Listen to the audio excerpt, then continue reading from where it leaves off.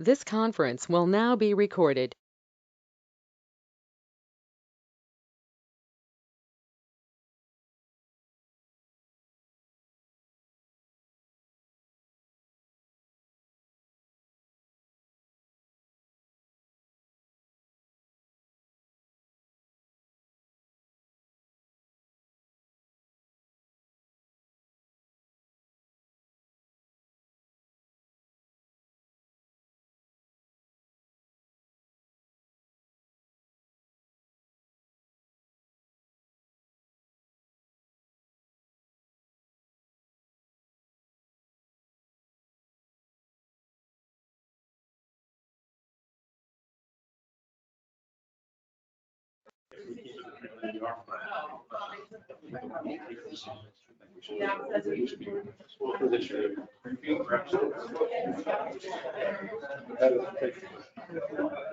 This conference will now be recorded.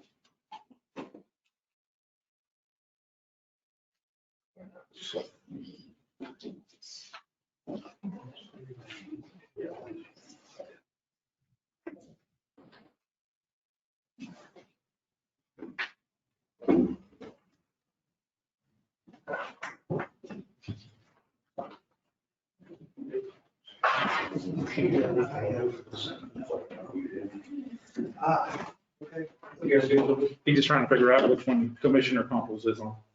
So get it unmuted.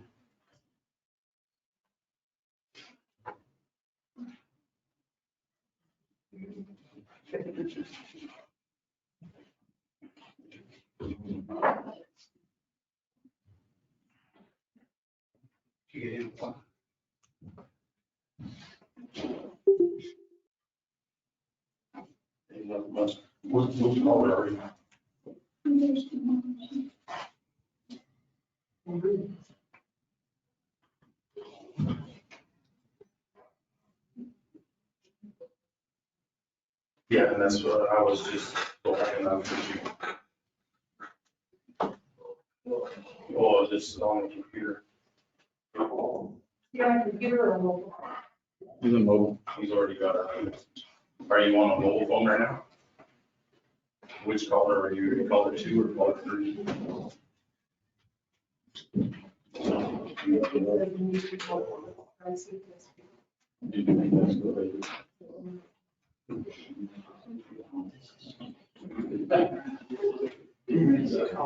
You can call down.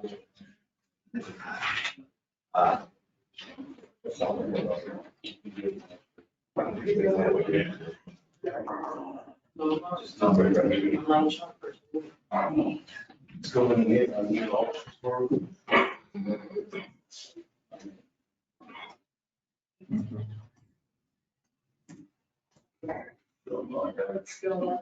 They have their own mute button. Who has his own mute button?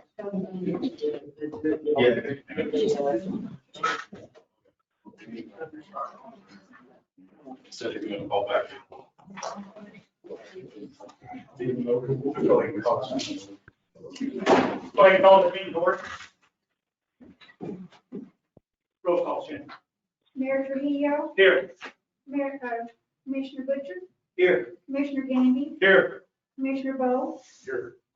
Commissioner Compost. You'll be on here shortly. Commissioner Gandy, please declare pledge, please. Everybody ready, please? So my Father, Lord, we just thank you for this wonderful day. Lord God, we just thank you for the many blessings you provide this community. Lord God, as we tend to the city's business tonight, I pray that you would give us wisdom and foresight. We would do what is right for our citizens. Lord God, I just pray for our president, our governor, and those in our government, Lord God. I just pray that you would lead, guide them in the right direction. Lord God, I just pray for your helping hand upon our community during this semi-difficult time, Lord. I just pray that you would guide us to make the right decisions. Lord God, we just thank you for everything you do for us. In Jesus Christ's name we pray. Amen. Amen.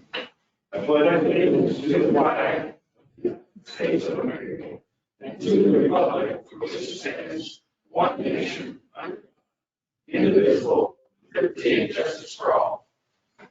To the flag of the state of New Mexico, to see a symbol of perfect friendship among human cultures. Thank you, Commissioner.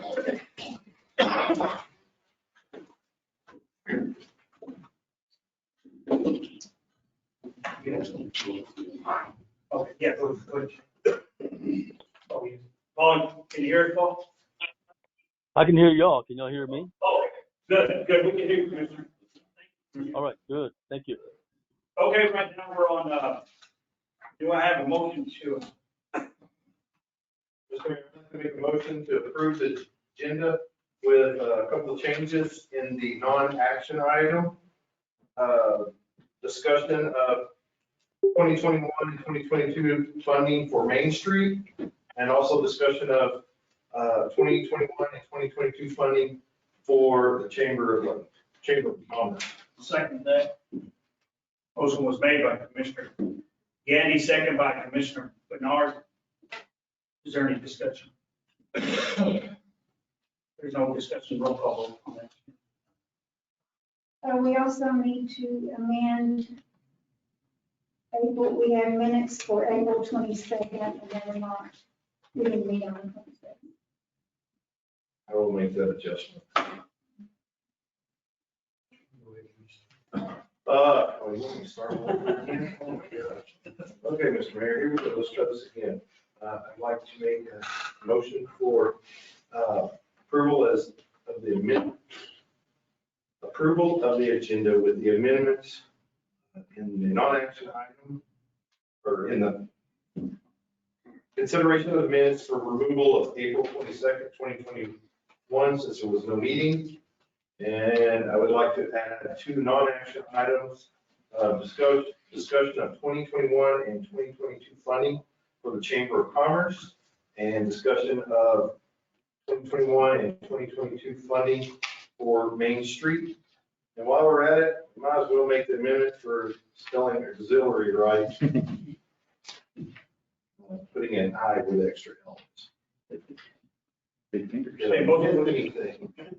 Motion was made by Commissioner Gandy, second by Commissioner Bernard. I still got to get this. Is there any discussion? There's no discussion, roll call vote. Commissioner Butcher, Yes. Commissioner Compost, Yes. Commissioner Gandy, Yes. Commissioner Bowe, Yes. Mayor Trujillo. Yes. We have another motion. I'd like to make a motion for consideration of the minutes of the regular meetings of April 12th, 2021, and the work session minutes of April 21, 2021. Motion was made by Commissioner Gandy, second by Commissioner Bowe. Is there any discussion on that? There's no discussion, roll call vote, Shannon? Commissioner Gandy, Yes. Commissioner Butcher, Yes. Commissioner Compost, Yes. Commissioner Bowe, Yes. Mayor Trujillo. Yes. Moving on to Commissioner and staff report. White?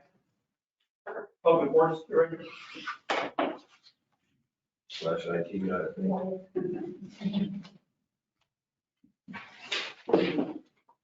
Wyatt, right? I mean, if they'll sleep after. Yeah, he had a phone call. Oh, yeah. I'll move it on to City Accountant Garrett. Yes, with you, Mayor and Commission, I have nothing really special to report except that we're making good progress on the budget. We should have it completed in time with proposed changes for the next commission meeting. And then also, we're working on our Department of Finance report and making some good progress on that. Should have all those finished by the next meeting as well. Is there any questions for the Finance Director? No questions for Finance Director? City Clerk Shannon, do you have anything? The only thing, the resolution that's going to be voted on today, 2021-022, all commissioners need to sign that.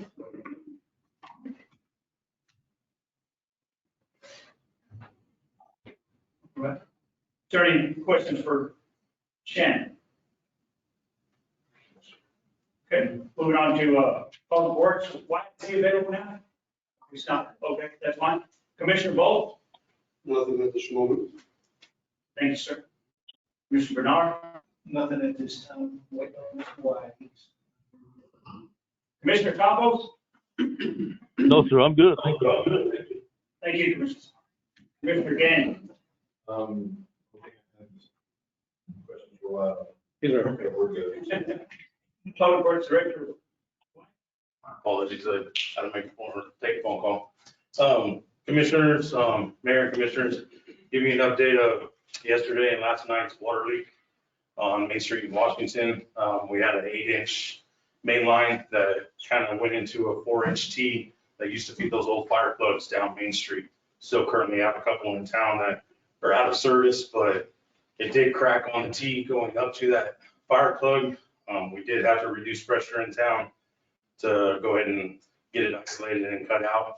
We deleted the line going up to the old retired fire plug. So everything is currently, just like to let the board know or commission and city that kind of for the next 24 hours, you might see a little cloudy water. It's nothing, it's air bubbles in the water. So we are flushing lines going around town.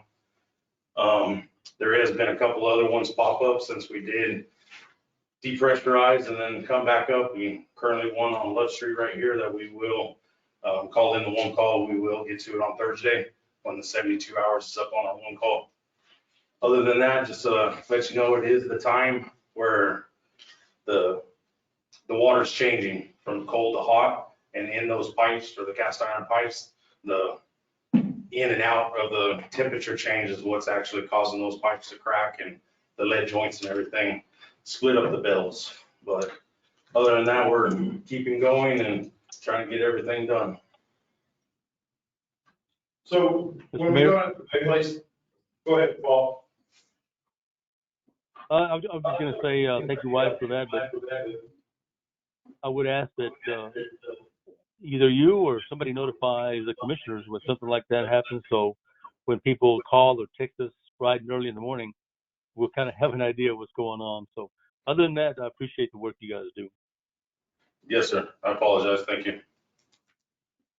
So when we update the line, what kind of line are we going to? We're going to, I believe it is a 14-inch C900, which is the plastic PVC line. So we will not have that. It's 14 inches, it's probably going to be almost 3/4 of an inch thick.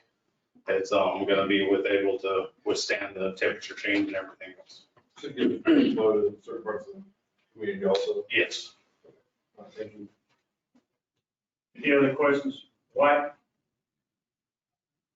Mr. Mayor, just an update on the Avilar tracks over there by Ferguson. Have you heard any latest on that, or I have, Mr. Bernard, I have not heard back from Robbie, but I will definitely see if I can get an update from him. He was supposed to be getting the cost, and the city, he said, would railroad company and the city might or be willing to go 50-50 on repair of the tracks, but he was going to go ahead and get that cost estimate done. thank you, sir. Yes, sir. But I want to also echo that, once again, thank you for everything. I know you guys have been pretty busy in this time of year when you guys get pretty busy. But also, one thing is definitely contact fellow commissioners that way. They know what's going on as well. Something like that that's going to affect the city at large. I think it's just, I know you're busy, you guys work all night long. Yeah, it started at 1 o'clock yesterday till 6:30 this morning, so it's understandable. But if anything, you know, is related to David or me, we can contact the commissioners. Most definitely. So I'm gonna take some heat off of Wyatt, because actually I was the guy that called Wyatt. Oh, you did? So I was the one that failed to notify any of the other commissioners. Thank you. Right. Chief Lizardo? You know, the hot seat. Sorry. Nothing new to report as far as the fire department goes, but I do have meetings set this week with the senior citizens and the library board or the library staff to discuss opening plans. So that's all I have to add. Yeah, I think tomorrow we'll have a couple of discussions right there. Yes, sir. So any questions for Chief? When are we planning on opening up, or what does it look like? Well, right now, we're kind of looking at what Hobbs has got going as far as their plan and gonna try to adapt it to what we have staff wise. That's what we're shooting for right now, yes, sir. June, July? Hopefully in the next couple of weeks. Thank you. Yes, sir. Chief Rodriguez? Just to let y'all know that I did contact Municipal League last week to get the direction as far as the advertising for the 2 positions. They did advise me to create what we wanted. They would put it on their website. They would review it first, and then they'll give us their recommendations on it, and then we will send it back to them to actually publicize it. They do have the city managers already reviewing, and I'm working on the other one. As soon as I get that, I'll send that over to them so they can review it as well. But they should both be up no later than this week.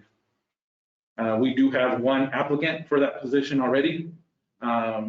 We'll hold those applicants until we get more, and then we'll go from there.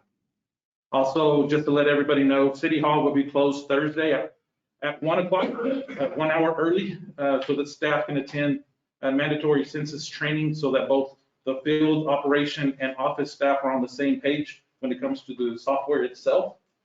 For the water system, we're still having a lot of issues between the 2 departments. So they're going to be attending that. So like I said, we're only going to close 1 hour early. The drive-through will still be open. People can still make payments. Those will still be available through the drive-through service itself. Okay. As far as, you'll be putting that out there as far as input From or soliciting, yes. Once I get them back, I will send them to y'all to see if y'all want any changes on there, and then I'll just ship it back to them. Okay. Yes, sir. Okay. I just wanted the rough draft from them, and then we'll go from there. Yes, sir. Yes, sir. Mhm. So any more questions, Chief? No other questions for Chief? No, City Attorney Patrick? Nothing new to report. Neither board have any questions for Patrick? No questions for Patrick. Moving on to public comment. Yes, ma'am. Go ahead, Jill, go to the podium and stage first and last, please. My name is Marjorie Dempsey, and I'm here to ask y'all what your plan is for the fire department and for the police department on the shortage of the personnel that they have. I know one time last week that we had 4 firemen on 1 shift, and 4 firemen cannot take care of 1 shift. And I'm concerned as a citizen as to how the police are going to protect us and how the firemen are going to be able to control the fires that we're going to be having before too long with the grass fires and no rain. Chief Lizardo, do you want to address the first part of this? I can. I'll let you know before he comes in. I did speak to her earlier today. She did come in and raising her concerns. I did tell her about the meeting tonight. I told her she was more than welcome to come in and raise her concerns to her. I did advise her that due to the current situations that we are looking at every mean that we can to provide whatever we can services wise. And the commission will have the open say so as to what we do moving forward on it. So like I told her, it's more than just the fire department that's hurting. It's every department, but I do echo her comments about the public safety side of it. And this week, we are looking for solutions. And it's not like we are too understaffed, right? Mm-hmm. And, but we are looking how we can operate. You know, you just have to change the culture. And that's what I'm able to do to the staff is that we have to learn to adapt and overcome and still provide the services that we do provide. But we are reevaluating, reassessing on how we are operating, and we're going to operate the most effective way we can operate under the current circumstances. But by no means we have put public safety last. It is still first on our list, and it will always be on first on our list. Mayor, real quickly, also, I think a lot of the the confusion is the way that the fire department schedule works. They do have either 6 personnel, 5 personnel on. If they get a transfer, they automatically lose 2, so it leaves 4 on. But they do call their own call personnel in. And if they have another call, obviously another transfer, then they'll take that out and they will be remaining to 4 until they're able to get more personnel to come in and rotate as they need them. So let's say we have a major catastrophe in our hands. Are we gonna be short-staffed, or are we gonna be able to pull people in? Let's say we have fire on one side of the town, city, and on the other side of the city. So what are we gonna do? Mayor and Commissioner, so what we have right now in place in our policy is a 4-man minimum in town, but we have the callback option where we tone out for full alarms and get additional staff. We also have mutual aid agreements in place with local area departments, Hobbs, Tatum, Knowles, Maljamar, all those little towns like that that have volunteers that we can pull from as well if we don't have enough personnel. Can you also tell me why we're in this crisis? It's probably be a long list about it. But I think if anybody would, I'd like to talk about yesterday, because currently we're moving forward with what we have currently in front of us. And yesterday was yesterday, and today's the day, and we're looking for solutions to move us forward. So that's about how we're operating. Can I jump through 2 rocks at that? Yes. So let's just put it like this. We guesstimated what we thought we would achieve. And due to the pandemic and a few other underlying circumstances, we shot for the moon and we didn't hit the horizon. That's the best way to put it. So, due to the pandemic, businesses shutting down, the direction change in the oil and gas industry, all these different factors had a huge factor on what we typically get as our gross receipts. And we based it on an average. And we had one of our typical 5 to 6 year runs of below average. And that's where we got. We had wages too high, income too low, and to try to make it work. That's just where we're at now. So we're trying to cover our bases the best we absolutely can. I can guarantee you that there's not a person in there that's not giving as much effort as they possibly can. But just like in everybody's regular finances, you can only stretch that dollar so far. And, that's kind of where we're at. We're stretching a dollar into a 10 is what we're trying to do. Our success rate has probably not been real good, but, it's like everything. If we had hindsight, we could have seen a little better, might have handled things a little bit better. But the biggest struggle I see, and this is a personal comment as a commissioner, as our community, we'll call them services, and I don't mean services for our police department, fire department. What I'm talking about is services as far as retail places, shopping, things that generate gross receipts for us. As those businesses went away, that brings our gross receipts down. Now, we see an increase with oil and gas and different things like that, and we're able to pull from different areas like that. But when we have that downturn, we have to have those small mom and pop shops that are supporting, like the Bells and the Shopkos and all the little stories we had back many years ago. But as those businesses went away, that curbs that appetite. As our cities got bigger, it demands more manpower. But to have that more manpower, you need those shops being supported to the local income. And that's kind of where we're at now. Like a business that's, what do you call it, top heavy, it's got more supervisors, it's got manpower. That's kind of where we're at right now. I realize that everybody above the city employees, I assume everybody took a decrease in pay. So is that going to make it harder for you to be able to find the firemen and the policemen to come into Lovington and work here? Extremely difficult.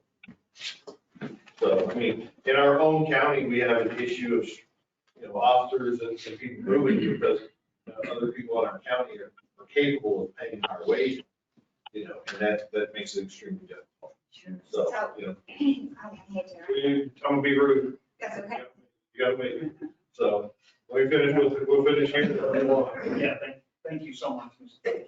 So is there a plan B? So just in case we do need more firemen and we do need more policemen? Yes, ma'am, there's always that contingency plan. There's always been a contingency plan. This is not the first time it's happened. There's always been, we've always been short. And maybe circumstances have been high, sometimes we end up being plus even, but we do have competitors that we compete with also that are not too far from this from us that we're competing on a daily basis. And they, like Commissioner Gandy said, they can pay higher wages. So this has been ongoing. It's just didn't happen just due to the pandemic. This has been ongoing for years, and it's been a struggle for our community because we only base our finances off the GRT, which is currently what every retailer and every restaurant and every gas station can provide for us. And that's it. We don't receive no other revenue than that. And then compete with some of the entities that are less than a few miles from us and compete with bigger communities like Hobbs and the Sheriff Department and Lee County. It becomes difficult, but we've always had contingency plans. We've always adapted and overcome any situation. And from history, it clearly shows that public safety has always been first. It will always continue to be first in our community. Okay. I was just speaking as a concerned citizen. No, I really appreciate you. Thank you. Thank you. Any other public comment? Just in light of the. You want to take the podium? Oh, I can, sure. In light of the question that she was asking, Elizabeth, no. I wanted to continue on with that conversation and see if we had a timeline, which we might be able to offer incentives for the police department and the fire department and emergency staffing. Do we know with the projections that are coming forward, how much longer we have to wait to be understaffed? I could answer that pretty real quick. Last week, we presented the budget to the commission.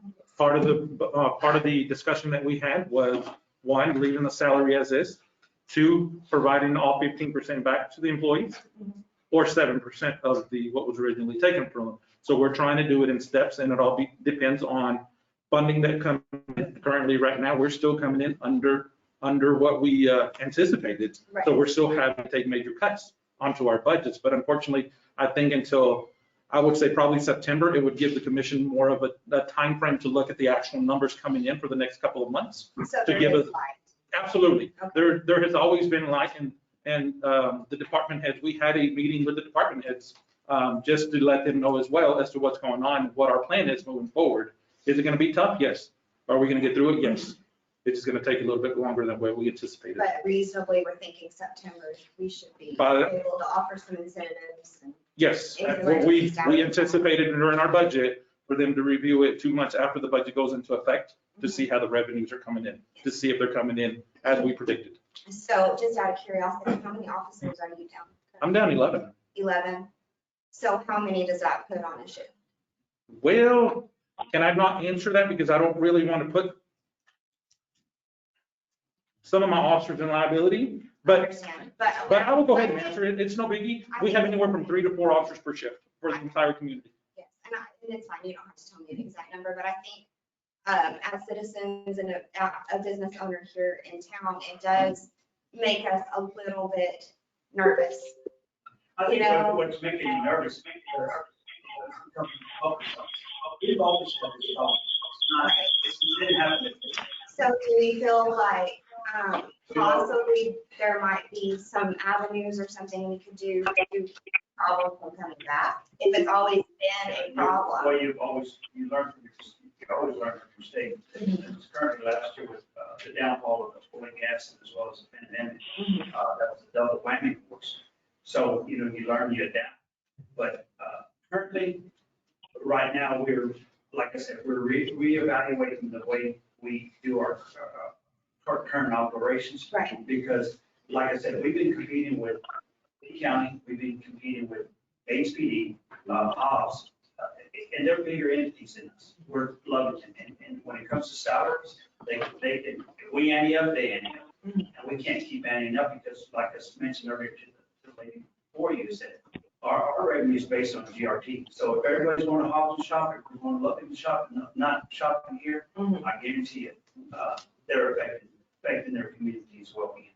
And I think if everybody kind of pays more attention on where they're spending their money, But, you know, like last year, everything shut down. I mean, everything, I mean, you saw the restaurants shut down, you saw the retailers, less. So it's not like, where do you make up that money? You just don't keep operating with what you have. Right. I mean, eventually it's gonna run dry. So, but do you feel like that you guys as a commission will be able to work together and try to figure out how to fix these problems so it's not a continuous thing? Yes, I mean, I understand. I mean, I do own a business here in town and we did shut down. We had to shut down for 3 months. And it was tough and we didn't create the revenue that we needed, but hopefully that doesn't happen again. But if public safety has always been an issue for the city of Lovington, then perhaps maybe we need to reevaluate. Do you feel like you guys as a commission would be able to do that for us? We've reevaluated. What a good opportunity with the changes. I understand. So, Well, it basically comes down, just like your business, comes down to a dollar figure. absolutely. So, you know, let's just throw some numbers out there so everybody can grasp what we're dealing with here. So just figure, we're gonna pretend your business makes a lot of money because we're pretenders here. That would be So fantastic. imagine losing $150,000 a month every month. So you add that up after over just a 10-month deal, that's $1.5 million lost of revenue. And out of that $150,000, you're paying your cops, your fire department, your works people and all that stuff like that. So you've got to make that adjustment. These are huge numbers to make big adjustments. The only way the community can actually come out of this is support your store, support his store, his store, his store, her store. Everybody, you have to shop 100% Lovington, because if you're shopping Hampton, if you're shopping Hobbs, if you're shopping Lubbock, you are doing absolutely nothing to support your community. Is it hard to shop here? Yes. Why? Because transportation, we live in a geographical oddity, and it's just expensive to live here as far as getting inquiries here. Can you provide the selection that Lubbock does? No. But the customers have to be willing to wait for you to get your shipment in here and provide that we just call it $1.40 every $100 that's spent in Lovington comes to this. That's our budget.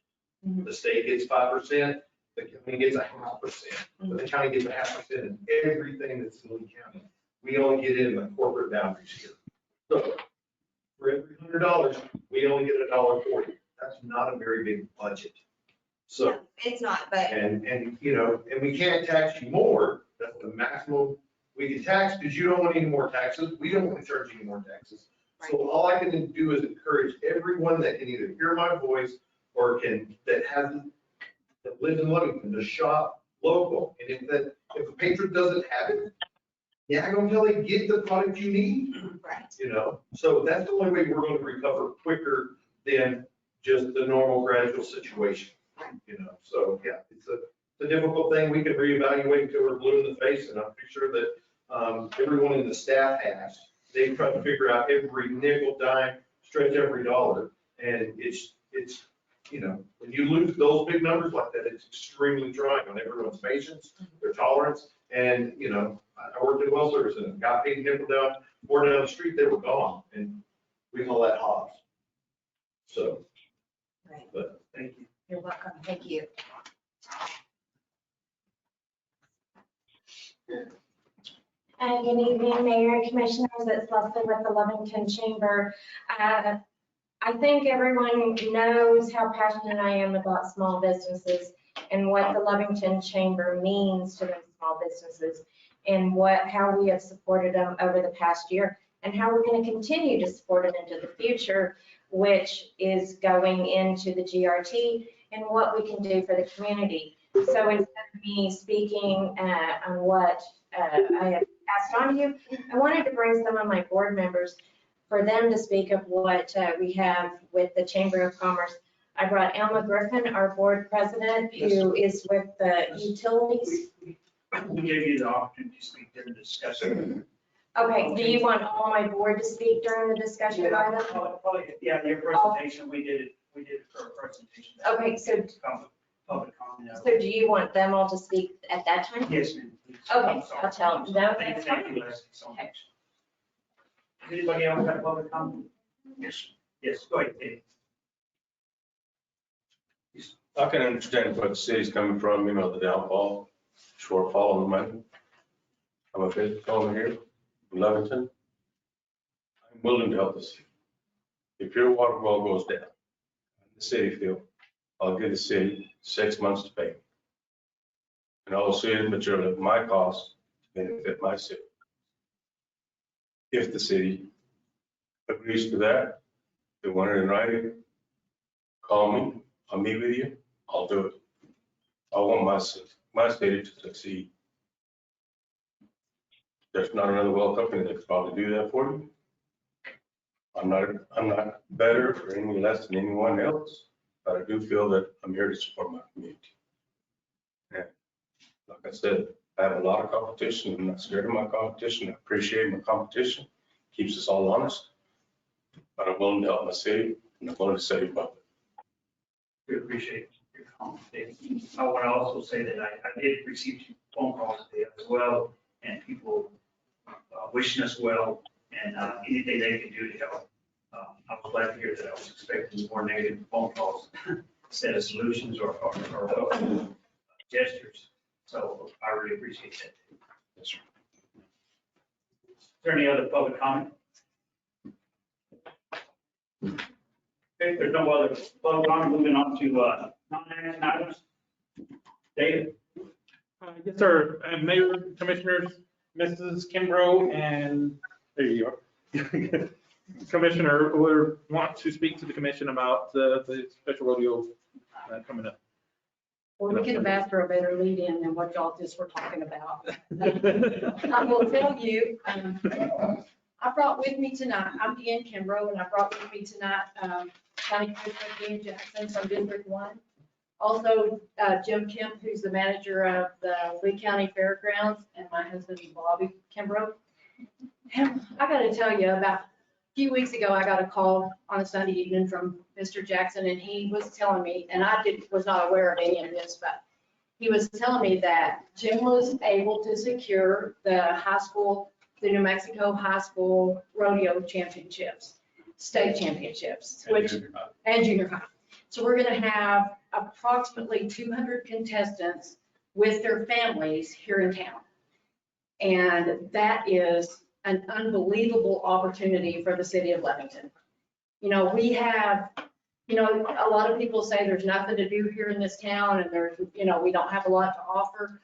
Well, I'm here to tell you, we have a first-class fair and rodeo grounds. We have the wellness center that is bar none, top of the line, anywhere, would compete with any large city anywhere. That being said, we put our heads together trying to figure out a way how to keep these people in town for the 5 or 6 days that they're here. And we want them eating locally, we want them shopping locally, we want to keep them here as much as we can. We know we're going to lose some because the junior high kids will be over around noon every day. So what we did was we came up with a plan for each night to give them something to do to stay right here in Lovington and during the day. We're putting together gift bags that will, if any local business wants to be represented, restaurants can offer discounts. I think somebody's offering free chips and salsa with their meals, you know, different things like that, that, you know, we're gonna entice them to be here. We're gonna, in that gift bag, we're putting together an envelope that will have all of their restaurant, you know, a map to the restaurant, you know, their menu, hours, you know, things like that. Also, a lot of the local businesses are contributing things to put in the gift bags. I've got baseballs with imprinted logos, I've got water bottles, just business cards, you know, to let them know where they are. So how are we going to keep them here? Well, David Shaw was gracious enough to give us day passes. So those kids and their families are going to be able to go out to the wellness center free of charge. These guys were able to put together a concert that's going to be private because these parents are going to be, you know, we've got junior high kids through high school that aren't local. You know, so we're going to keep that concert private, you know, only for them and their families because we need to keep the security and keep them protected. 2 nights. So that's Friday and Saturday night? Friday and Saturday. And so that's gonna keep them here. You know, if you've got, your kid gets through rodeo at 5 o'clock and you've got a concert that's gonna be starting at 8 o'clock, maybe you don't wanna drive all the way to Hoff's to eat. Maybe you just wanna find someplace local here to eat. So that's what we're trying to do. Now we need your help. We knew we were gonna ask for something, right? I mean, that is like, I mean, these guys It's not doing on this. these guys have done their job. You know, Jim got them in here. Now, the thing about it is if we can show them as a community, if we can show this High School Rodeo Association board that we're going to, as a community, support events like this, that just opens the door for Jim to be able to get this contract with them year after year after year. We've not been able to host this event since 2015. So it's big for us to get it in here now, and it's also an opportunity for us to keep it coming back year after year after year. Mr. Jackson, Commissioner Jackson, and the county board did their job by financing all of it. What we're asking for y'all is we want a couple of movies. Well, we know we can't use a theater, but can we have the movies like out of the fairgrounds like we did during the pandemic that were done? Movie on the star. Yes. Yes, sir, we can get that. We want it done on, well, we have open nights are Thursday and Sunday. And because we're, the wind if you're not blowing those nights? yes, we will. We will put in that request.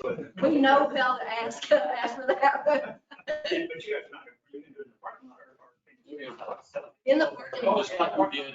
Yeah, just like we did. Oh, And again, that will give those families something to do there at the fairgrounds and keep them here in town. You know, so again, if you've got a free movie coming up, well, you've got 2 or 3 kids with you and your husband, and you know, that gives you something to do. It's not gonna cost you a lot of money, but again, maybe you're going to eat here in town. Maybe you've got a couple hours that you wanna go shop at a store here in town. So we're hoping that the different businesses will give us their cards so we can, you know, represent them in this gift bag and then try to keep them here in town, generating more gross receipts tax. So, I like it. so forth, you just get the rest of it. Is there some type of movie that we're wanting, or We were kind of thinking maybe rodeo kind of movies. I mean, I'll get with the lead theater director. Star Wars. We'll see what's available. We didn't want We'll get space to it. cowboys. We want like on the What's the ground. dates? That's a good Thursday one. would be the 27th. And Sunday would be the 30th, May 30th. We'll try to get you a list as soon as possible of Thank you. movies that are available. We really appreciate everything you guys do. Commissioner Jackson, as well as Jim, we appreciate both of you guys. Always, we're always supporting our community. You guys stretch yourself in on us and have a lot of patience for Lovington. So we really appreciate this. Well, we're all in this together, and that's what I told you, and I would really like to keep everyone we can here in Lovington. Really appreciate that. You know, and Commissioner Jackson, like I said, his main concern was that we were able to, one, try to keep people in town. You know, a lot of our businesses, you've heard, you know, we all know that a lot of people around here are hurting. And this is an opportunity that I feel like as a city and as a business, and, you know, we just can't afford to let it go by. You know, we've got to put, you know, take advantage of every opportunity, you know, and Jim's going to give me a list of the events that he does have coming in on a regular basis. And so we can put together these gift bags, and we can, the other thing we're going to do is we're going to ask for volunteers. And I'm going to different civic organizations asking for volunteers, and we're not asking you to come spend a whole day. We just want like a couple of hours. If you can sign off on a 2-hour block where you could be there to, you know, introduce yourself to these people, you know, as they're checking in. And that's going to be on Tuesday, Wednesday, and Thursday. And you know, go up to where their stalls are, tell them about our community, you know, tell them where the restaurants are and things like that. So if anybody has any time that they want to volunteer, that would be great too. Like I said, we're not asking you to do, you know, a full 8-hour shift or even a 4-hour. We just want you for 2 hours. I'm excited about this. After talking to Dean about it, I got really fired up about it because this is a better opportunity for us than the fair is. You know, the fair comes in, everybody comes into town, they go to the fairgrounds, they eat out there, they shop out there. They're not gonna have all this time. You know, they're gonna be out roaming around looking for things. So we as a city ought to give them something, and I appreciate what you're gonna do and what everybody else has done already too. So I think it'll be a good thing. Thanks, Joe. As far as volunteers, Mhm. where are they supposed to see, What we're, sign up, and also, how are they gonna, as far as understanding what their job is gonna entail? what we're gonna do is we're gonna meet with Jim, anybody who wants to volunteer, and I think we're gonna try to set the time around 2 PM on Sunday before the event takes place. Jim's gonna walk us through the fairgrounds, explain, you know, what he needs done, where things are, things like that. Every volunteer is also gonna have a vest, you know, that will identify you as a volunteer so that people that are out there will know. You know, they may just want to go, where are the bathrooms out here? You know, and things like that. And if you have this volunteer vest on, Jim's gonna already met with us and pointed all those things out, walked us through the fairgrounds. So we'll have a little bit of education behind us, and that way that'll be done too. Like I said, I'm really fired up about this, and I hope that anytime he gets these kind of events in, that we back him up as a community, you know, and really come together like this has and back him up. So, you know, the county's financing it, you know, we don't have to maintain those facilities. We're just gonna get to take advantage of them, what they're doing out there. So that's all we wanted. Thank you for your help. Thank you so much. If you don't mind, just, I know some of you may be a little analytical like I am and want numbers. Yes, sir. 2015 was the last year that we held New Mexico High School Project. And at that time, after that week, I met with the economist. And he came up with me back in 2015 some pretty interesting figures that represent what a community can gain from hosting one of these. At that time, they had 155 members. And each contestant represents an average of 3 additional people that would have an impact on the community. There was 3 choices given as to where they would eat: personal trailer, restaurants, or something provided at the arena. 53% ate at their trailer. 43% ate at local establishments, which represents over 1,700 meals, with greater than 700 of these being provided directly by restaurants in the host facility. Lodging,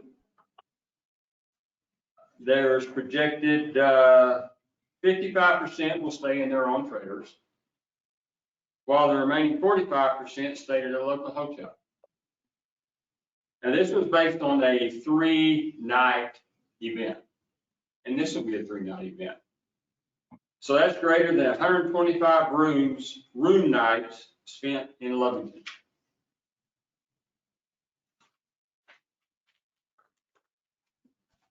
Shopping at the local city.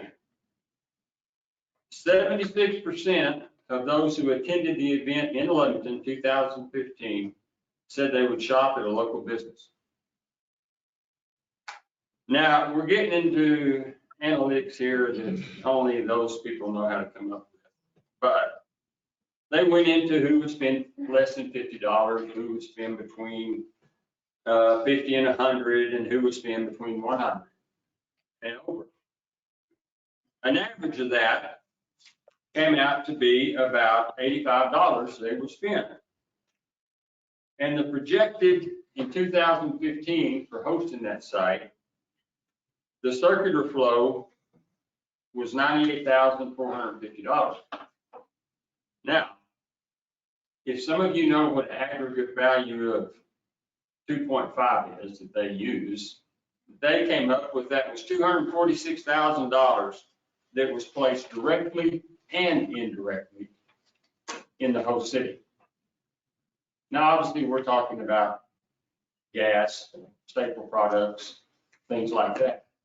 But I did want to share that with you, just to give you an idea. And that was 2015 based on 155 members. We're expecting over 200 this year. So I really think we have an awesome facility. You know, we've put millions of dollars in that facility over the last 8 years. And unfortunately, last year, we didn't get to use it. This will be the first event since we've been closed that really will showcase Lee County's facility and Lebanon. So I'm really looking forward to it. Nobody is more than me, you know. I want to get back on the tractor. Anyway, we appreciate everything the city of Lubbock does, you know, and I really think that, we're planning some other events. I've contacted some things for the rest of the year, especially in the fall, some things we don't normally have. And embarrassingly, I've never really projected that information to the city of Lovington. But going forward, I will. I appreciate it. Thank you. Thank you very much. No, I'm good.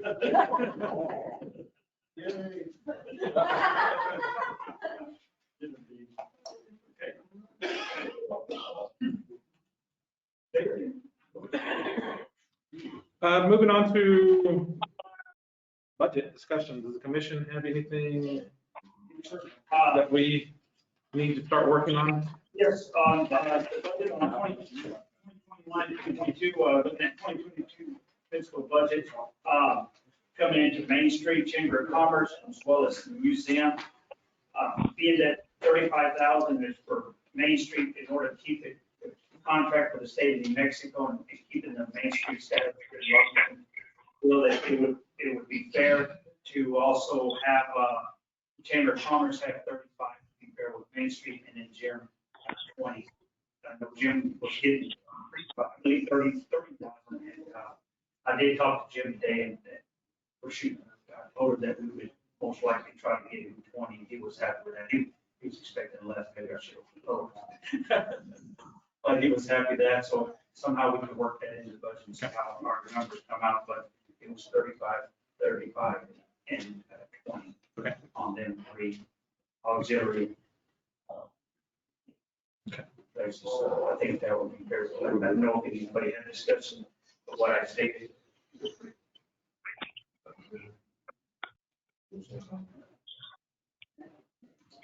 Anything else from anybody? Anything you want to add? As far as Budget? with our new budget Yes, sir. that we're looking at, I'm wanting to know as far as with our proposed amounts, where we're getting our figures from. Where they come from specifically? Right. It depends on the fund. But the primary fund that we're concerned about is the general fund. And you've already heard that we're basing the majority of our revenues coming from the gross receipt tax. Actually, over 80% of the general fund is funded by gross receipt tax. We've looked back in the past, it's the 15-16 fiscal year, and the total revenues received during that time are basically 5.4 million. So we're mimicking that. We're saying, okay, that was a low, which comes out to basically 463,000 a month for our general fund, what we would get. So that is where the revenue dollars come from. The primary source, the rest are pretty standard. For example, rent from magistrate court building at the Denton Center, it's an X dollar amount. MOU that we have with the county, we get 300,000 a year, that's just a set amount.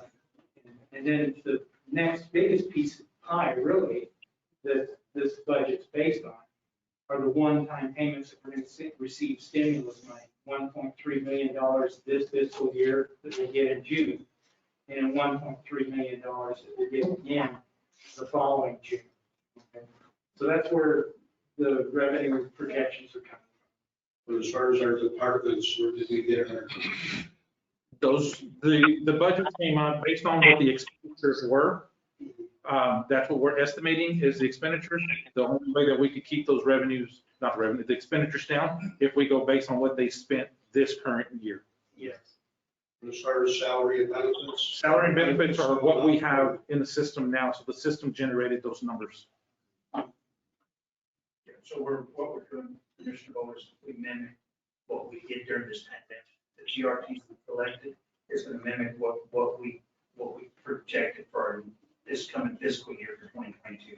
So it was a rough year. Well, that's what we're expecting 2022 to be on GRTs that we're, and that's what we kept our budget. Pretty much run the same budget we ran this year with the adjustments made here at the end. I was just wondering as far as, But we do have, what you, on your last comment, sir? were there benefits? Yeah. Benefits are staying the same? Absolutely, nothing has changed other than the salary, and y'all have the ability to direct us how y'all want us to do that. My suggestion, like I mentioned to y'all, is budget for the 15%. And if we don't issue it, we don't issue it, but at least we have budgeted for that amount. As long as these budgets here are figured in with the 15%? On the expenditure side, well, just for clarification, everyone's taking the furloughs and 15% cut right now. We're saying let's maintain that for a couple or maybe even 6 months in the next fiscal year. The total expense numbers are based on us maintaining this same salary level for 12 months. That's what's showing in the budget. I think, Gary, yes, I think what the commissioner is trying to say is that when you budget it next year and you show a positive amount at the end of the year, 600,000+, what he's looking for is adding that 15% in there. What would change, with the 600,000 at the end of the fiscal year 2022, would that number change or would that number stay the same if we went ahead and implemented the 15% that they lost? If we give back the money, we would lose $131,000 at the end of next fiscal year. So we have to reckon, if the plan stays, if the new budget plan stays the way it is, we'll have an excess of 600,000. If we implement the 15%, that would minus about 150,000, which is, it'll leave us about 150,000 plus. And that is including getting stimulus money. We still would be short. Yes, I think that's what Commissioner Bowles, that's another thing. And I'm glad for that clarification. Thank you. Is that correct, Commissioner? Yeah, I got a couple other questions. I mean, get with you, Sylvia. Let me know. And we'll go from there. Okay, thank you, Commissioner. Is there any more adjustments to the budget anybody want to recommend? Like I said, these are only recommendations. It will all be inside the new fiscal budget of 2022. The final decision will be made on May 10th after changes are made during the discussion. Mayor, one more thing, what we are having to anticipate, I was under the impression that we had already budgeted for it, but I was wrong. The $507,000 for the Jackson project was not included in this budget. So we are having to calculate those numbers, and I'll get those out to you with the corrections that you said, and then we'll go. Okay. Sounds good. Yeah, that's what this is for. Continue to So we'll get revise that to you. and review. That's all we have this opportunity to do. So if we need to make directions, let's make it right before May 10th. Yes. And then, like I said, it's an action item on May 10th. We still have discussion on May 10th. During that time, we can make further adjustments prior to making the final decision on the same day. Okay. Is there any other discussion? Okay, there's no further discussion. Moving on to action items. Nope. You still got the other two? Oh, yeah, that's right. Because they're not on this right here. So who wants to go first? Mayor, Commissioner, we're going to start off with the Chamber of Commerce. Sorry about that. That's okay, my word was.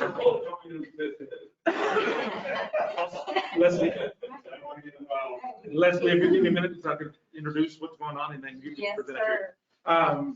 Part of the discussion that I need direction from the commission is the funding for third and fourth quarter for both of these organizations, as well as the museum. We are currently still in limbo for $60,000, 25 for each of Main Street and Chamber. And we also have $10,000 debt for the museum that we still haven't paid for third, fourth quarter. So I need direction from the commission as to what we're gonna do with that. And with, Is that on action item, Michael, with resolution? Yes. 21? Yes. We can talk about that. Okay, and that's just part of what we need directions on, and I'll turn it over to Leslie on her part of it. Thank you. So you can, welcome again, Mayor and Commissioners, everyone obviously can know I was leading the charge because I'm so passionate about small businesses, but I didn't want you to hear it from me. I wanted to turn it over to my board members that are here tonight. Alma Griffin is our board president, representing the utilities and energy sector. I have Brandy Seville that is my vice president, and she represents our healthcare system. I also have David Muniz that represents small businesses in our oil and gas sector. I have Brandon Hunt here that represents the Small Business Development Center and how we help small businesses.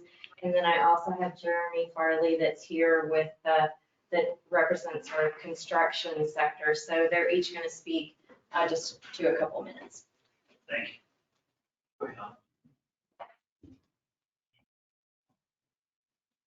My name is Alma Griffin. I am the board president of the Lovington Chamber of Commerce. I am here to ask the city commissioners to please consider supporting the Lovington Chamber by continuing our funding as in the past. The chamber acts as a hub between our local businesses and the city of Lovington. This has been tested like never before during these uncertain times. Our local businesses needed encouragement, direction, and information, and Leslie, the chamber director, spent countless hours helping our local businesses. When the state mandated businesses to close, this was not a time for the chamber to relax and wait to see what happened.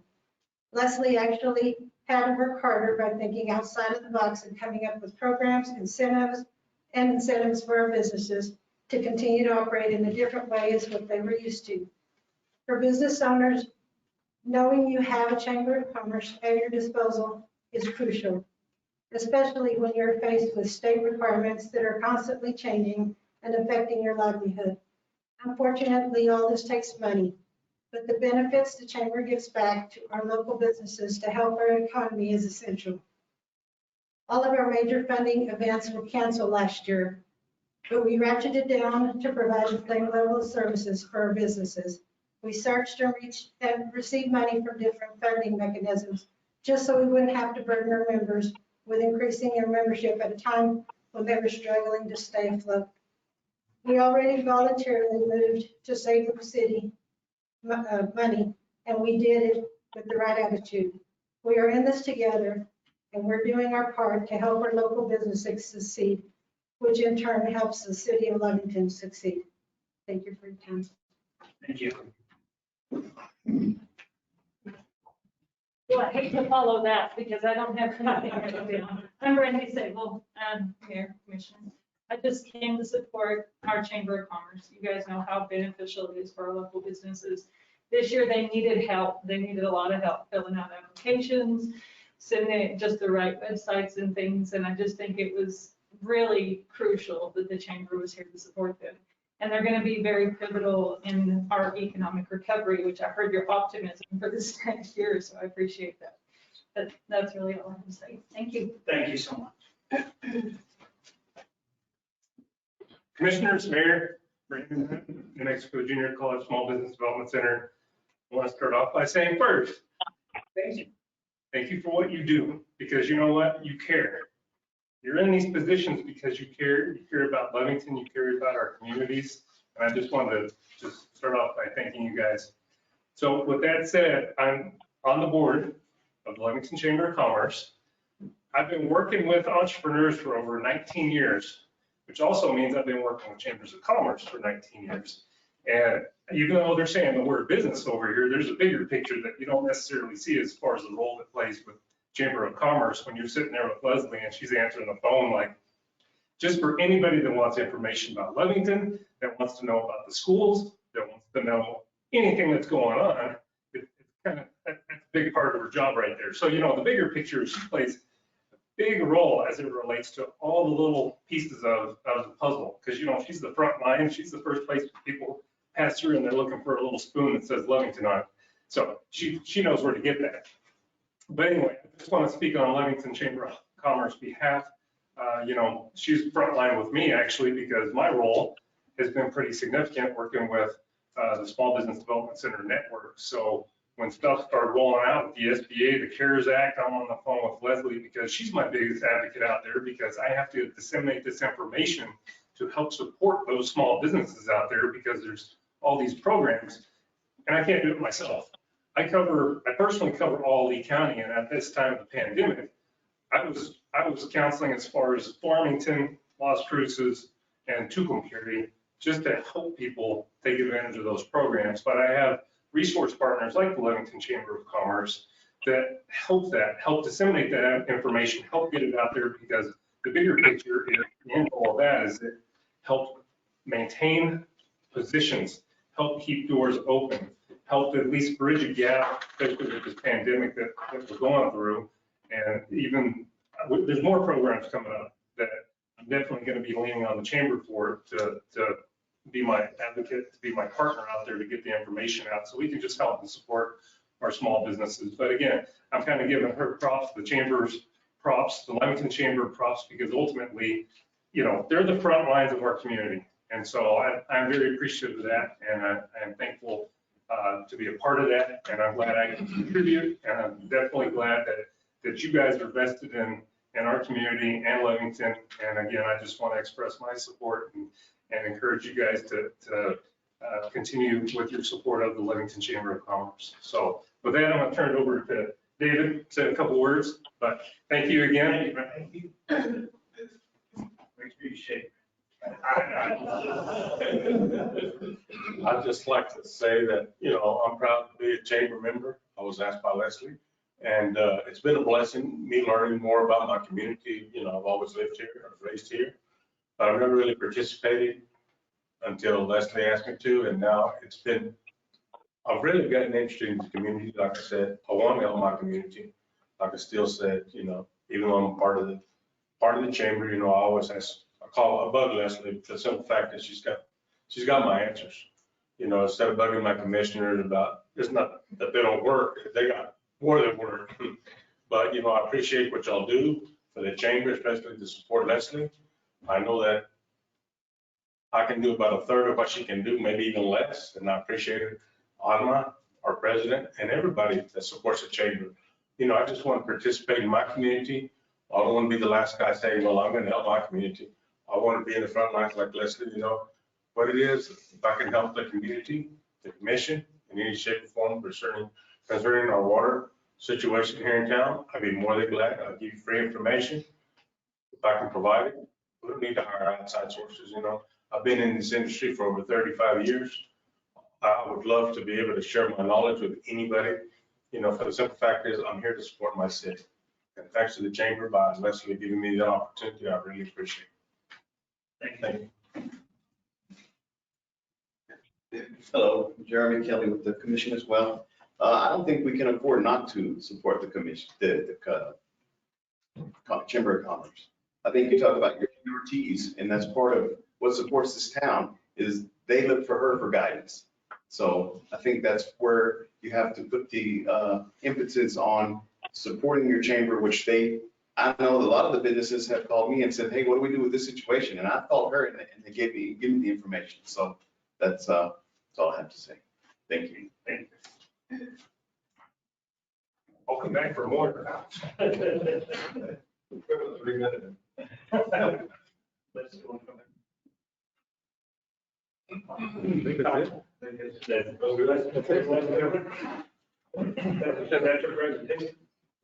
Yes, that was the personal touch, because I think everyone, by me running in the first time and running in again, I think everyone understands the importance of creative new ideas for our community, for bringing businesses in, keeping them viable, keeping them strong, and that trickles down to the rest of the community to help with our city and our community. If you have any questions, I can be more than glad to tell you everything that the chamber has done last year to help our businesses and our community through the pandemic and our goals into the future.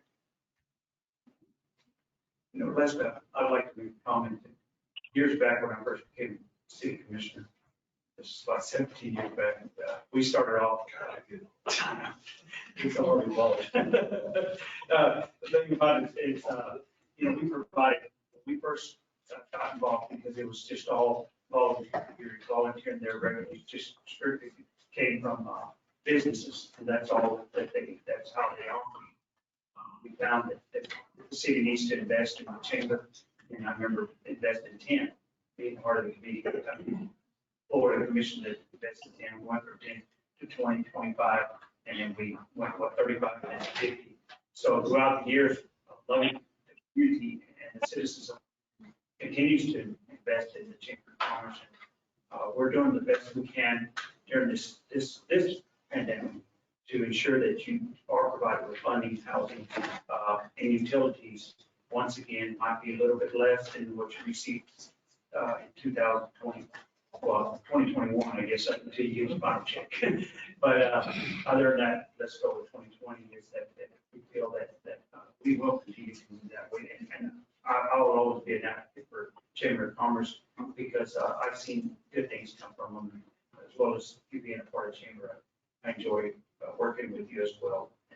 And also, Leslie's helping with film industries coming to Lovington, and she's also she reached out to me, and I reached out to her to put something together for them. It's also economic development as well. But I just want to say that Lovington has done their best and continue to do their best. And right now, we're going to stretch it. We can stretch it to ensure that you are funded in the house.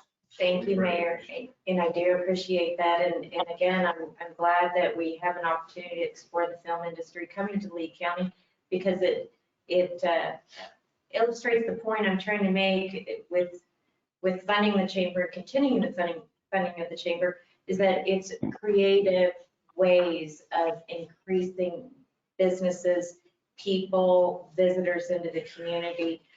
We had already talked to the fairgrounds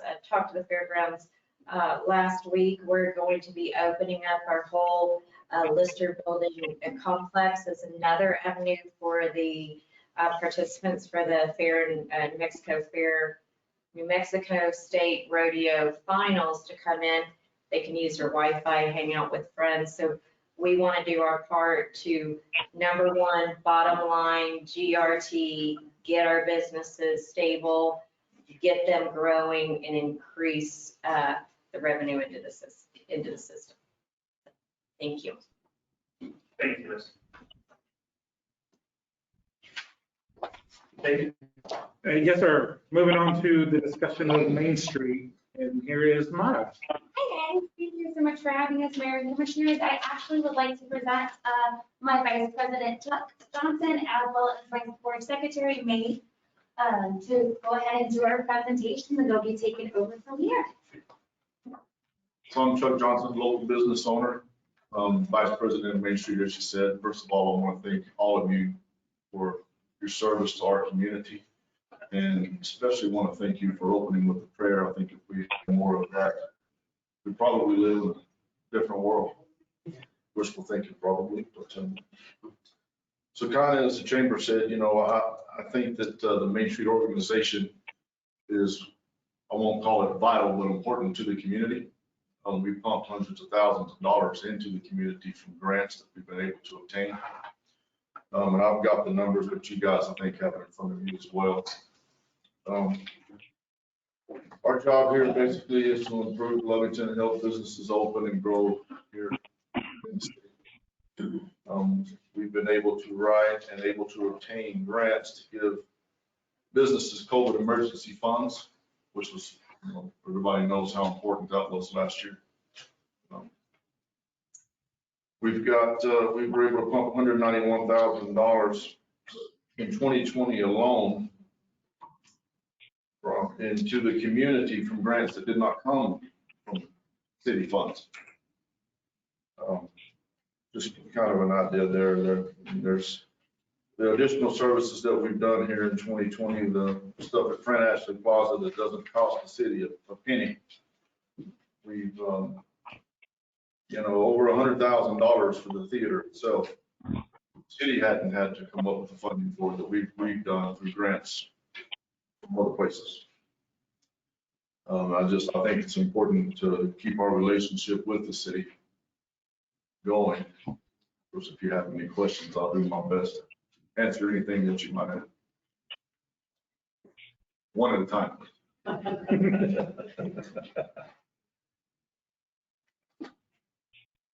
Which one do you think is most impactful to our community? I'm going to say probably the funds that we were able to obtain to help with the COVID crisis that we had.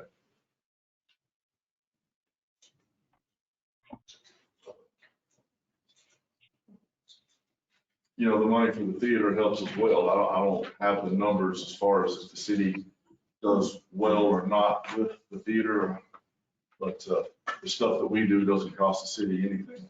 And before I got involved in the Lovington Main Street organization, I thought it was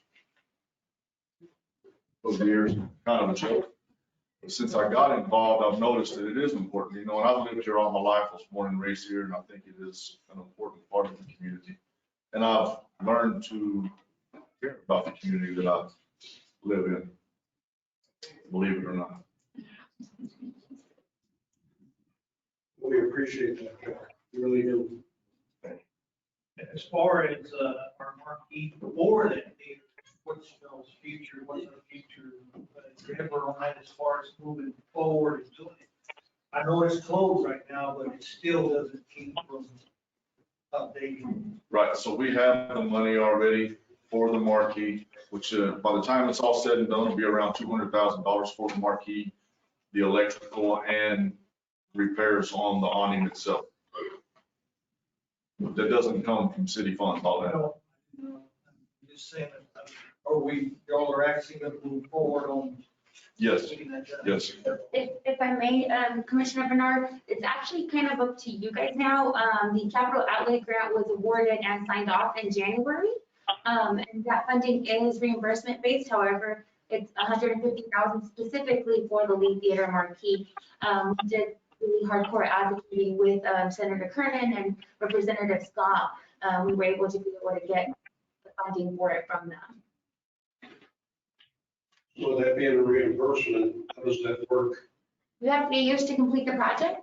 It is reimbursement based, so it kind of, again, goes back to where we're at with finances, right? But it does have a 3-year deadline. At the point, if the city cannot do that, then the funds do get reverted back. And at which point, who knows if the theater marquee will ever get additional. Right.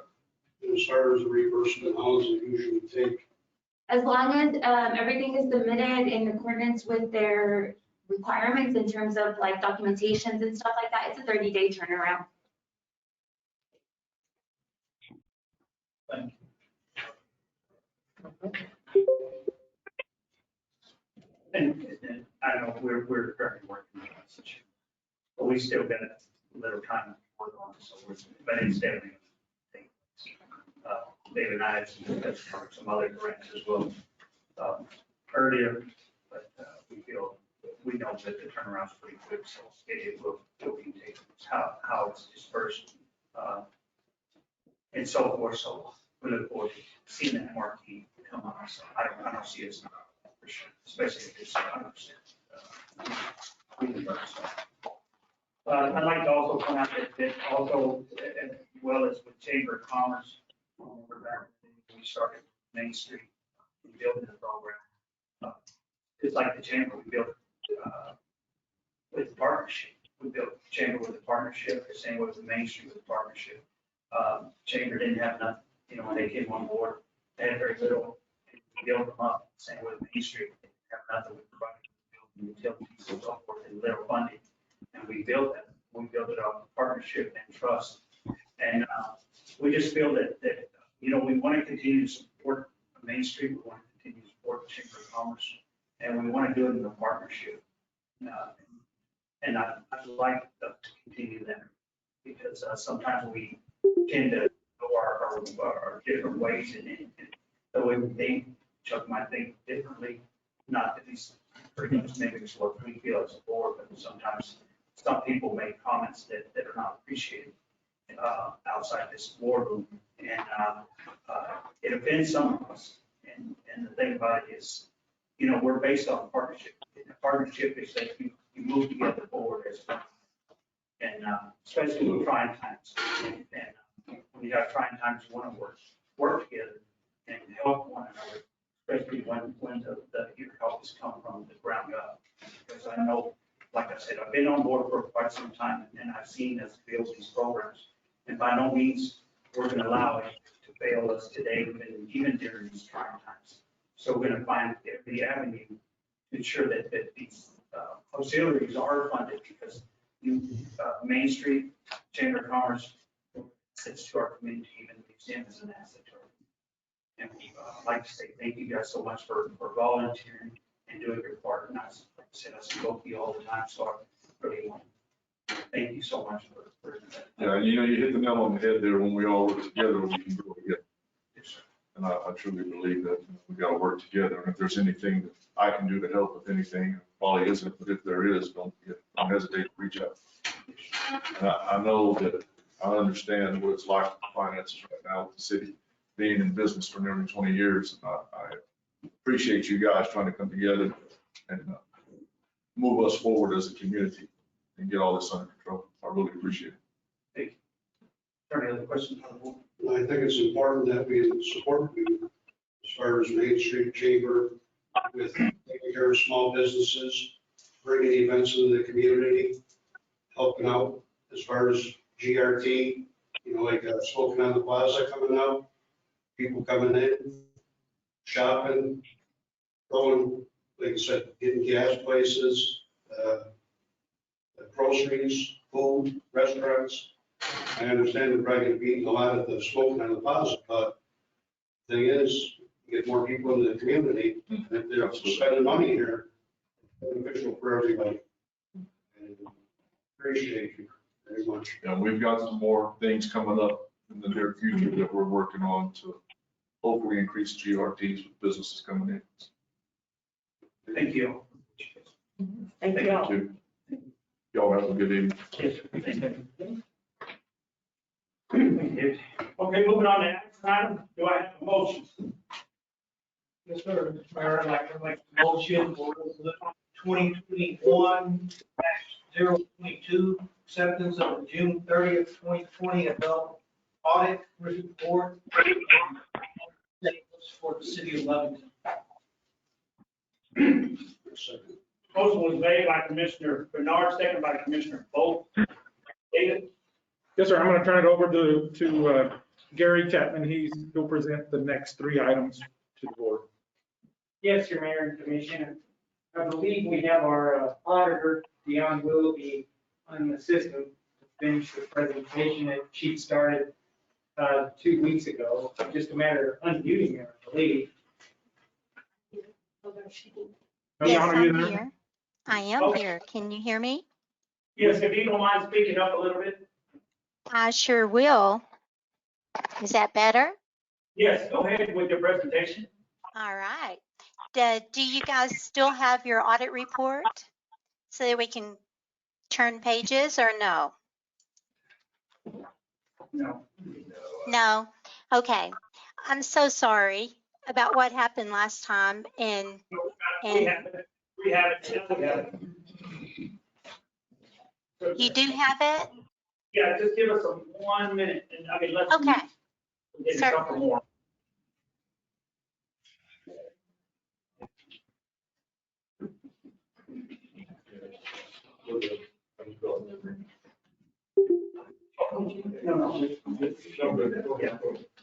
Okay, go ahead with your presentation.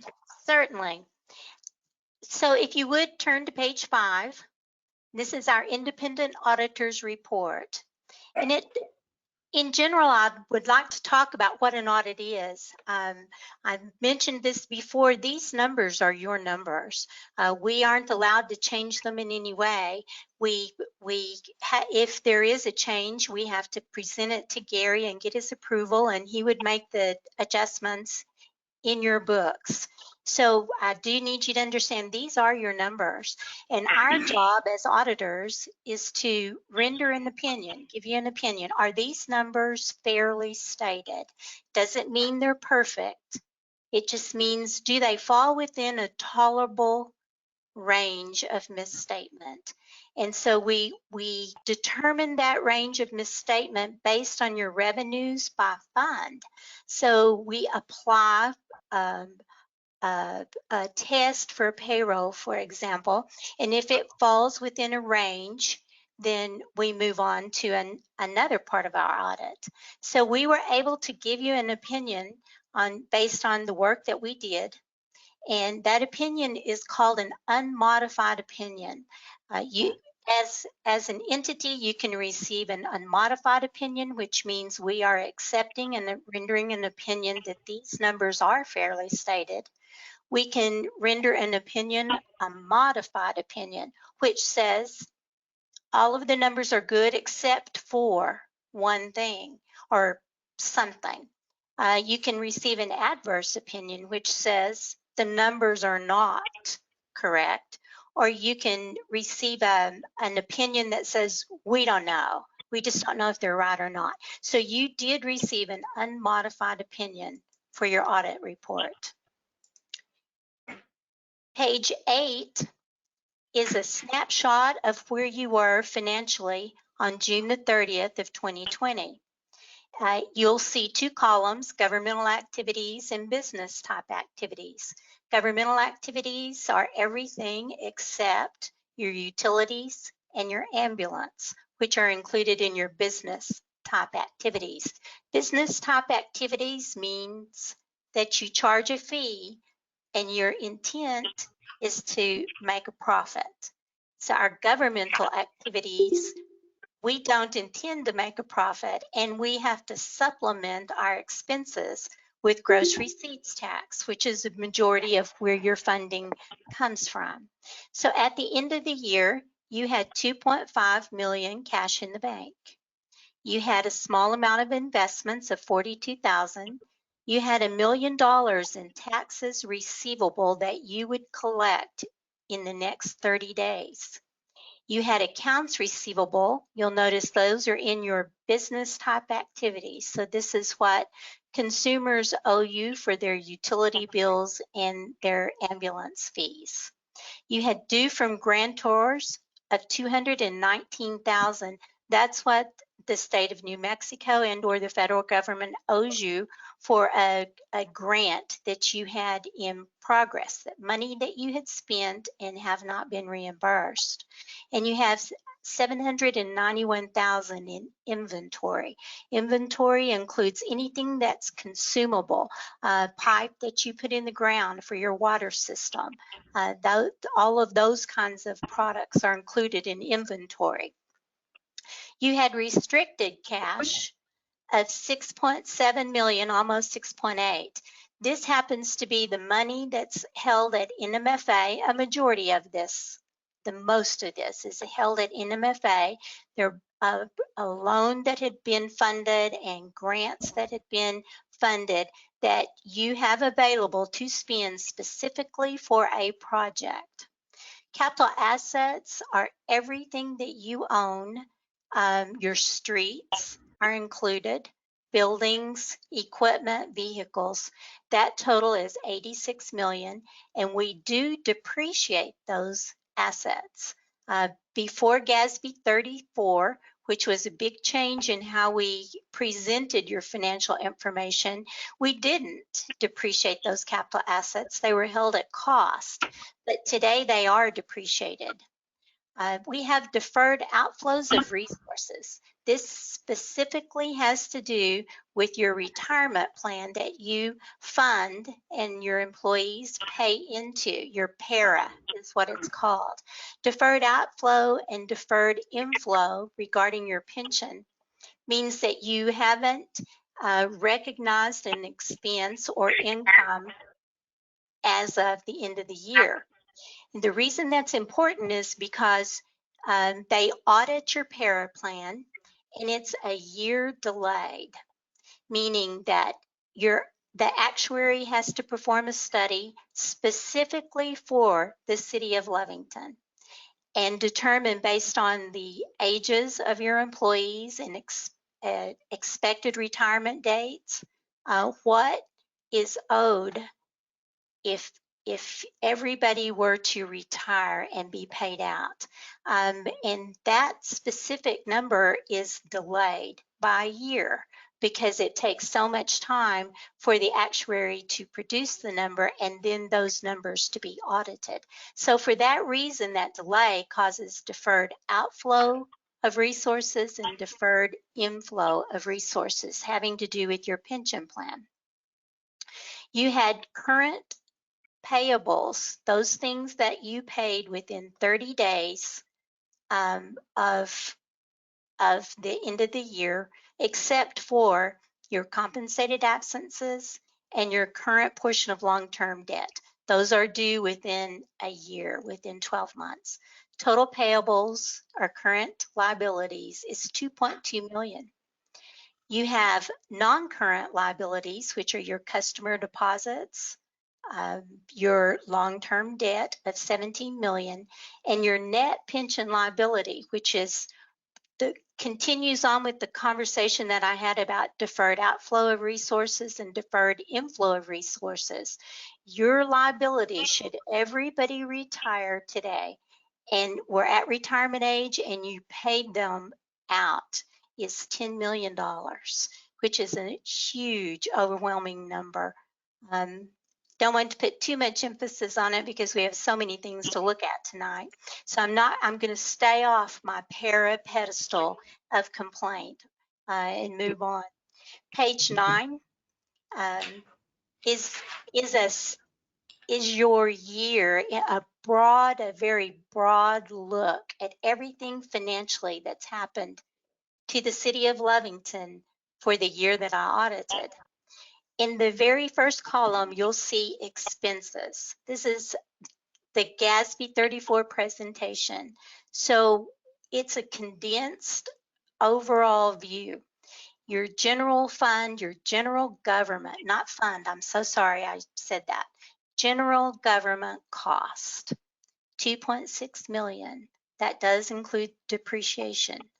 Public safety cost your city 6.5 million last year. Public works, those are your streets and other public works, 2.2 million. Economic development was 300,000. Culture and recreation, 2.4 million. And interest on your long-term debt of 181,000. So $14 million in expenses, which does include depreciation in your city last year. Below that number, you'll see your water and wastewater cost you 3.1 million. Your solid waste, 2.3. Your ambulance cost you 1.3. Sliding across, we have to fund our general government in some way. We do charge some fees, 183,000. We have an operating grant. It's very small, 54,000. Sliding across, you'll see 2.4 million, and it's in brackets. All of those brackets are where that means expenses exceeded our revenue, and we have to finance that in some manner. So if you slide down that governmental activities column, you'll see that we financed it with 444,000 in property tax. Gross receipts taxes, 7.9 million. Franchise tax, gasoline tax, other taxes, and other revenue. And we had a transfer out going into our business type activity funds. So our other revenues that we used to finance our governmental activities is 10 million. We have a negative, more expenses than income in governmental activities of 2.1 million. In our business type activities, if you'll slide across water and wastewater, you'll see that water and wastewater had more expenses than revenue of 115,000. Solid waste, more expenses than revenue of 359,000. Your ambulance takes my breath away, 759,000. You did collect some other revenue and a transfer in, but our business type activities, and if you'll remember, I just said this is a for-profit. You try to break even and make a profit, went in the hole $1 million last year.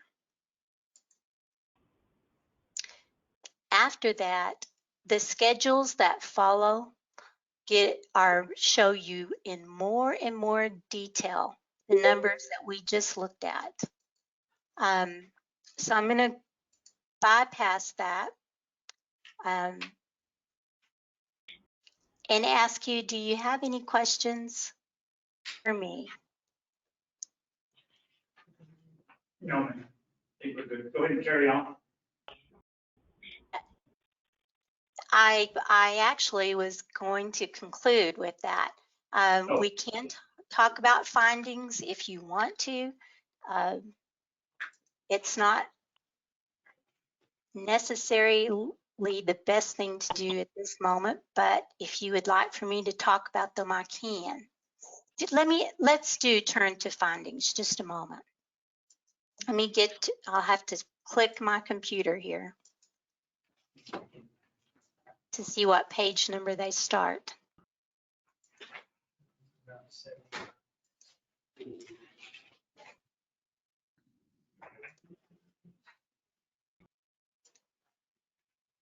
About 70, you said? 71. 71. First Almost page. there. It's like, okay. Yes, 69. Whenever you look at your findings, you'll notice that at the top, of course, it has a number and then another number in brackets. That means that this is a prior year finding. If you'll scan across, you'll notice it says material weakness. So there are 3 findings, 3 level of findings: a material weakness, a significant deficiency, and an other matter. A material weakness is the worst. Significant deficiency is not as bad. And other matter means it's so small, I wish we didn't even have to mention it, because in the state of New Mexico, we have to tell you everything that's required by state law. So we have to, no matter how small, we have to let you know about it. In other states, they do those small things with a management letter. In New Mexico, we don't. I'd like to talk about capital assets on page 71. It's a material weakness, and it's a pretty big issue. It almost caused me to issue a modified opinion. In fact, this has to do with your depreciation. Now, I will say that you do take an inventory of all of your equipment throughout the city, and that I saw evidence of that, and that is to be commended. But the depreciation schedule itself has some issues. And in fact, I was $1 million off comparing last year's audit plus this year's new purchases, less disposals this year. There was $1 million difference. There was an accumulated depreciation as well. There are several reasons that happened, and if you read the condition, you'll see what went wrong. That's what a condition means, is what happened, what went wrong. And the reason that I was able to pass on capital assets is because it swung one direction with cost and the other direction with accumulated depreciation. If you net the two, you were fairly presented. So I did want to point that particular finding out. Journal entries, I consider a material weakness. I'm a pretty hard auditor on journal entries. I like to see some documentation as to why journal entry is made, who has the authority, who approved it, etc. I have a lot of, you'll notice in our recommendation, we can add another layer. I can help you with that and add another layer so that we have more control over journal entries. They're rather dangerous because you can really change things, manipulate numbers, etc. with journal entries. Cash management is the next finding that I consider a serious, very serious finding. You at this point, you are at June 30, you were having difficulty at best with reconciling your bank accounts, including all of your cash from everywhere, which is NMFA, investments, restrictions, etc. There's a reasons that happened. Again, it's considered in the condition, and another finding goes into it in more detail. But a lot of it is how your chart of accounts in your books are set up. And after a lot of conversation with Gary, I've learned that you had your previous software's chart of accounts was loaded or pushed into your current set of books, and it's not set up correctly and it's not working correctly. And in my thoughts are you'll never be able to reconcile and do a bank rec the way it's set up right now. You end up with liabilities, payroll liabilities, accounts payable, you have accounts receivable going on, and all of those things affect your revenue and your expenses. And whenever you do your DFA report and try to reconcile your cash, you have those items are included, so you're never going to reconcile the way that it's set up right now. So I consider that a very serious finding. And that's, if you click through, you'll see others that are material weaknesses. Those that I talked about are the ones I'm most concerned about. Do you have any other questions? Mr. Mayor? Yes, sir. Go ahead, Commissioner Campos. Ms. Willoughby, this is Commissioner Campos. I just had a quick question. What do you recommend that we do in order to reconcile our funds with the system that we have in place so far? My suggestion is that you contact Tyler, who is your software provider, and start over effective July 1. I don't see any way to repair what you have. I can show you. I did pushed it out into Excel and sorted, trying to get my mind wrapped around what was going on, and it would be a huge undertaking to try to correct what you have. Unfortunately, it's the result of pushing that chart of accounts into your books, and at some point, someone tried very hard to correct it. I can tell that based on what I saw. And I don't believe it can be corrected. I'm real sorry to tell you that. And I'm a very determined, tough individual that never gives up. And I would not attempt, I personally would not attempt to try to correct this. I don't believe it can be corrected.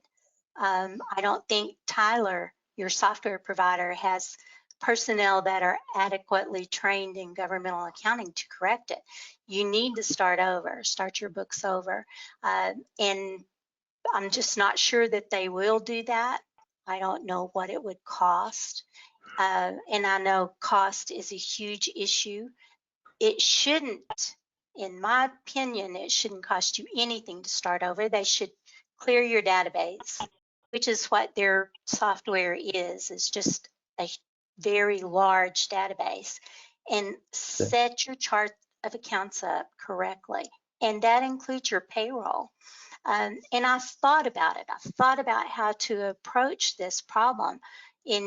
And payroll is a big part of this problem. Those are a lot of the liabilities that are dangling out there are payroll. And I thought, maybe you take a break from payroll and go with a payroll service provider like ADT. That's just one of many that are out there, and let them process your payroll until you can just get your general ledger under control. And I don't see any way to do it other than to start over. So that's not good news, but that is how I see it. I certainly recommend or appreciate your recommendation, ma'am. Thank you. Sure. And Dion, we are moving in that direction for July 1st. Right now, we're laying the groundwork to put this together in order to start. Well, we're starting the process already, so we can have that in place by July 1. That is, well, our target is really June if possible to have this system in place where we're already feeding the data. That is very good news. I can't emphasize enough starting well ahead of that July 1 deadline, because you're going to need everything set up. And again, you may want to consider outsourcing your payroll until this is a huge, mind-blowing project to me. It's going to be very hard to accomplish. So I wish you the best of luck. And I'm a phone call away. So if I can help in any way in that process, just let me know. Yes, we appreciate that. We will also take that recommendation too with payroll. I think our right now it's what to do with 2020. So we'll be asking for your recommendation. They will reach out to you. That's one thing we've been kind of reviewing is what we're going to do with 2020 and how we're going to do something. We still have to. There's still have to be some reporting done on that. So more clarification on 2020. But they will reach out to you on that. But we will take the recommendation on payroll. That's good. Good avenue that we haven't looked at. So we may take your recommendation on it. Okay. Board have any questions for Dion?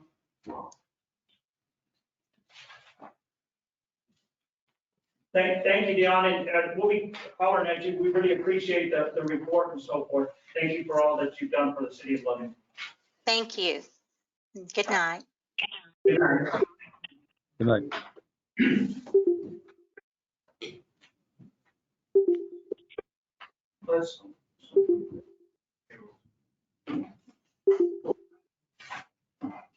Okay.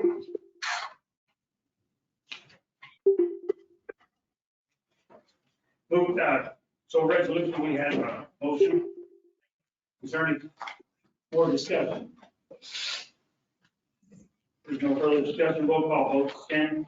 Commissioner Butcher, Yes. Commissioner Bowe, Yes. Commissioner Campos, Yes. Commissioner Gandy, Yes. Mayor Trujillo. Yes. You have another motion? Make a motion for resolution 2021-025, approval of third quarter budget adjustments. Second. Motion was made by Commissioner Gandy, second by Commissioner Bernard. David? Yes, sir. Like I mentioned a minute ago, I was going to turn it over to Gary. This is Gary's report. This one and the next one coming up as well are his. So if I may, your mayor and commission, is the first thing we're dealing with are additional budget adjustments that we're doing for DFA that had not been addressed the last time we came and talked about budget. And the primary focus here is the fact on the first page, if you are scrolling down and see that page of the adjustments, the very first page, you'll see all this 218 and then the numbers next to them.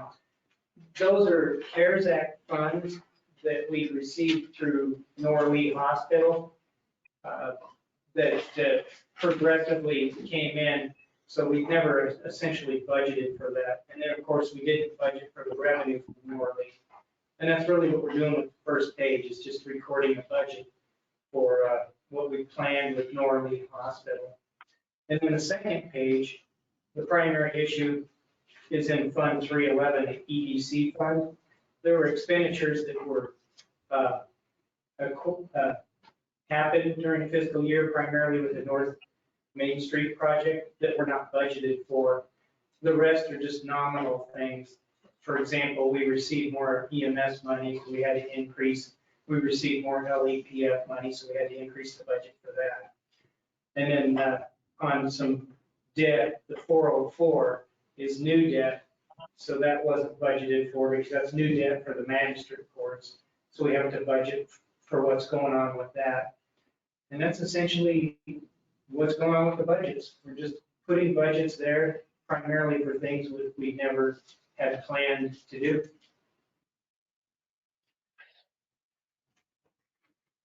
So Gary, this is going to address resolution 025 and 026, is that what you're indicating? Or No. 026? Okay. I want to say 026 in this particular case. Yeah, because Oh, no, no, the when budget. when you said DFA, I was like, this resolution 025, approval of third quarter budget adjustments. You mentioned DFA, and I was. Well, forgive me. This is in compliance with DFA requirements. We should not submit our DFA quarterly report until this has been approved.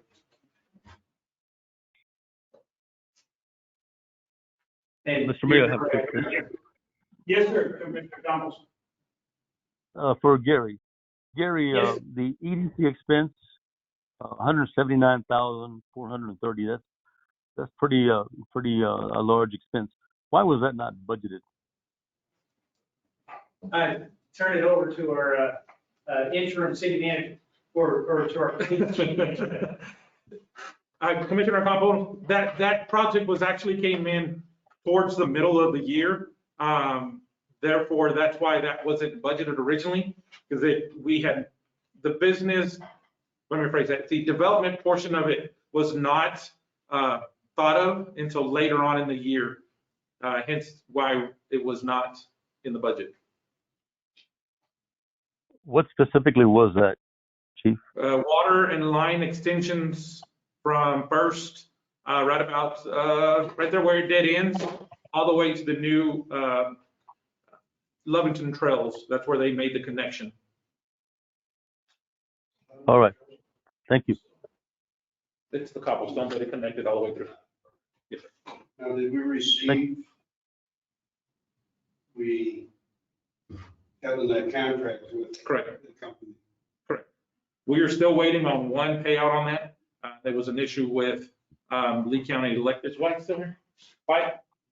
They were still waiting on one payout on that. It had to do with an issue with Lee County Electric, reference some equipment that was not put on by the Magnus company. So they're trying to figure out who's going to be responsible for that part of it. Because it's, How much are we looking at as far as reimbursement? Or Reimbursement, I believe the total project was over $300,000. And we had the funding for the 150 plus the 25, so 175. So I believe it would be right, I believe 123,000 was, I think, that we were going to get reimbursed from the contractor, from the developer portion of it. So that's what we're waiting? I believe so. Yeah. On the remainder of it, we're waiting on that last payout to be finalized on the project. And during the construction phase, the engineering company didn't submit the electrical plans for the lift station, and on the bidding specs, Constructors Inc. bid as far as a finished operational lift station. So that's where currently we're at, is that Constructors Inc. is not completed with the job because of the engineering plans. They didn't have the final electrical plans on it. My understanding was this was supposed to be taken care of not shortly after they did the work. Correct. And that work is still not done. Like he's saying, he was still waiting for that portion of it. Yes, sir. And that came out of. Yes. Yeah. it comes from GRT.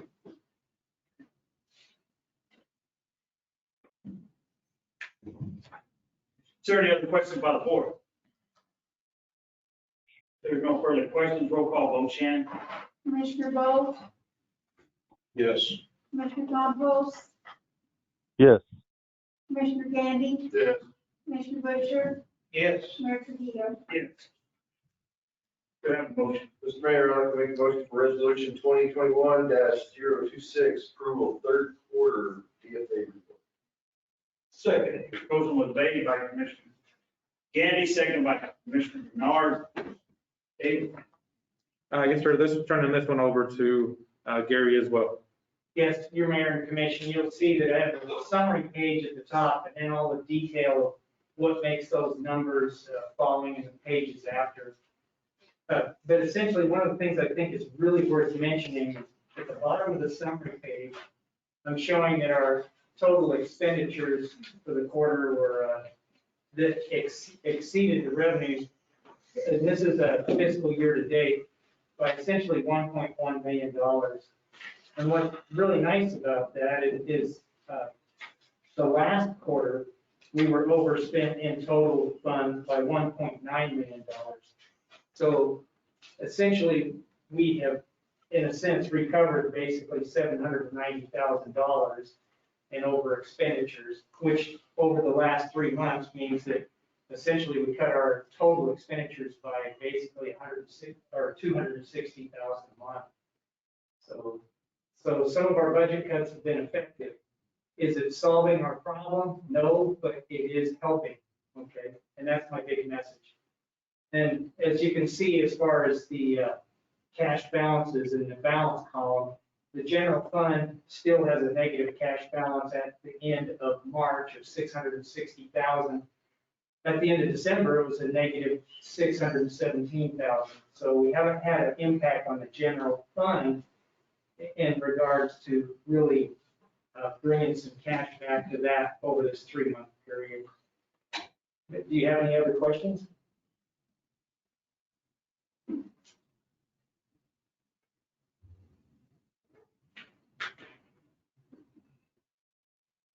Is there any other questions by the board? There's no further questions. Roll call vote, Shannon. Commissioner Compost, Yes. Commissioner Butcher, Yes. Commissioner Bolt, Yes. Commissioner Gandy, Yes. Mayor Trujillo. Yes. I'd like to quickly make one comment that to the board commissions, that in 2020, I feel that we were ill-informed. And me as mayor, he as commissioner, has been on board for quite some time. I assure you that we are going to put avenues in place that we will be well informed from this point forward. If not from 2 months from that point forward, we will be. And I would never allow an audit to come in front of me like that. So I have a motion. Yes, sir, Mr. Mayor, I'd like to make a motion or resolution 2021-027 to table that until June 14th. Regarding, funding and stuff, so we can get it all together and decide where we're gonna go then. Motion was made to table. Do I have a second?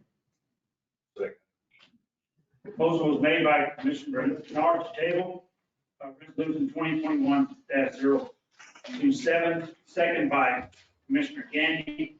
Is there any discussion? No discussion. Roll call vote. Commissioner Gandy, Yes. Commissioner Compost, Yes. Commissioner Butcher, Yes. Commissioner Bolt, Yes. Mayor Trujillo. Yes.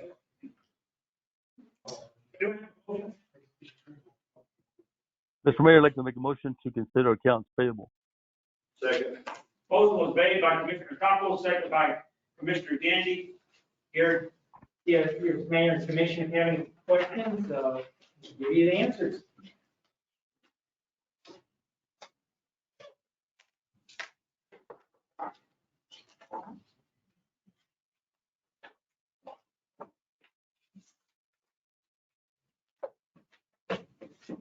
Well, I think I should point out, though, that the Norway General Hospital, we are now making monthly, we're catching up with them. We have the monthly obligation of the $9,375 for the wellness center.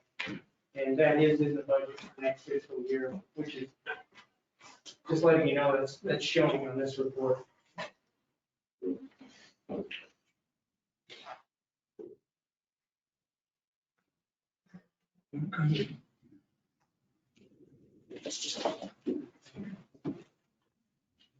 Hey, Gary, Yes, sir. who is AccuShape Incorporated? $1,700 for them. If I may, I'll turn that over to our police chief to answer. Commissioner Campos, that's going to be our manufacturer for our police vests. Oh, okay. All right, very good. Thank you.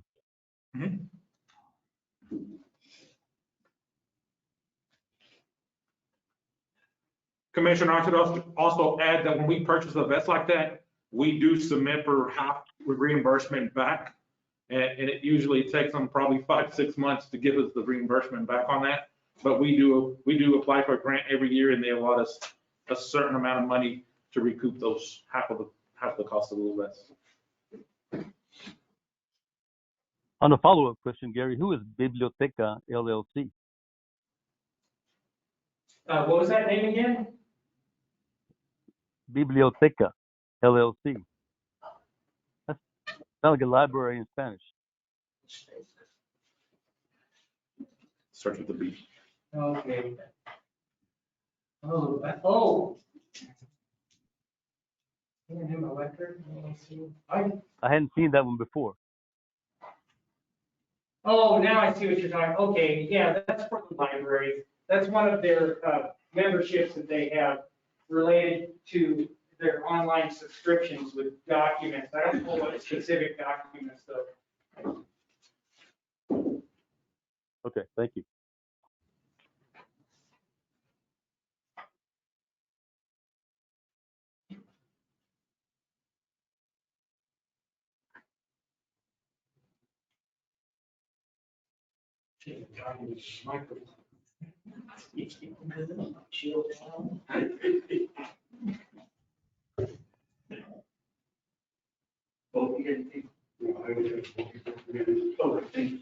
Commissioner Coppell, do you have anything else? No, thank you. Thank you, sir. Roll call vote. Shannon? Commissioner Butcher, Yes. Commissioner Bowe, Yes. Commissioner Gandy, Yes. Commissioner Compost, Yes. Mayor Trujillo. Yes. Do I have a motion? Motion for adjournment? Mr. Mayor. Yes, sir. Motion was made by Commissioner Gandy, seconded by Commissioner Compost. Is there any further discussion? No further discussion. Roll call vote. Shannon? Commissioner Bowe, Yes. Commissioner Butcher, Yes. Commissioner Compost, Yes. Commissioner Gandy, Yeah. Mayor Trujillo. Yes. It is adjourned. Everybody gets signed. I'll be around to have a meeting.